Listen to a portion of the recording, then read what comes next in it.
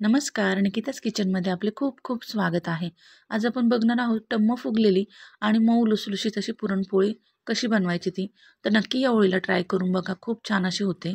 तर सर्वात अगोदर येथे मी पुरण आणि पीठ मळून घेतलेलं आहे। तर याचा व्हिडिओ मी चॅनलवर टाकलेला आहे, तर नक्की व्हिजिट करा। येथे तुम्ही बघू शकता पिठापेक्षा अगदी दुप्पट मी पुरण घेतलेले आहे, तरी देखील आपली पोळी फुटणार नाही। कारण या पद्धतीने तुम्ही एकदा नक्की ट्राय करून बघा, तुमची देखील पोळी फुटणार नाही।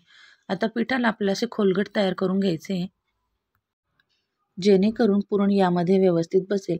आता पुरणाचा गोळा यामध्ये आपल्याला टाकून द्यायचा आहे आणि प्रेस करायचा आहे। पुरणाचा गोळा व्यवस्थित प्रेस करून जे पीठ वरती आलेलं आहे त्याची पोटली अशी तयार करून घ्यायची आणि व्यवस्थित आपल्याला लॉक करून घ्यायचे आहे। या पद्धतीने जर आपण पोळी करून बघितली तर कधीही तुमची पोळी फुटणार नाही आणि अगदी व्यवस्थित अशी बनेल।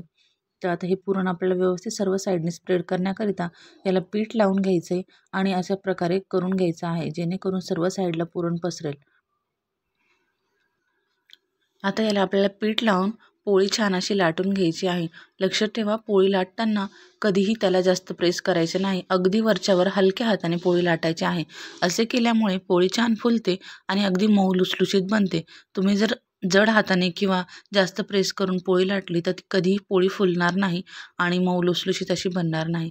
त्यामुळे लक्षात ठेवा, पोळी लाटताना अगदी हलक्या हातानेच लाटायची। आता इथे तवा गरम झालेला आहे, त्यावर आपल्याला पोळी घालून घ्यायची आणि थोडा वेळ झाला त्यावर बबल्स असे आले की पोळी आपल्याला पलटून घ्यायची आहे। आता यावर आपण तूप घालून घेऊया।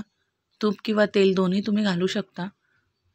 इथे तुम्ही बघू शकता पोळी मस्त अशी टम्म फुलायला सुरुवात झालेली आहे। अगदी छान अशी आपली पोळी तयार होते। नक्की एकदा या पोळीला ट्राय करून बघा। पुरण करताना देखील आणि पीठ मळताना देखील मी अनेक टिप्स सांगितलेल्या आहे, त्या नक्की एकदा व्हिडिओवर व्हिजिट करून बघा आणि तुमची देखील पोळी मस्त अशी मऊ लुसलुशीत बनवा। तर तुम्हाला ही माझी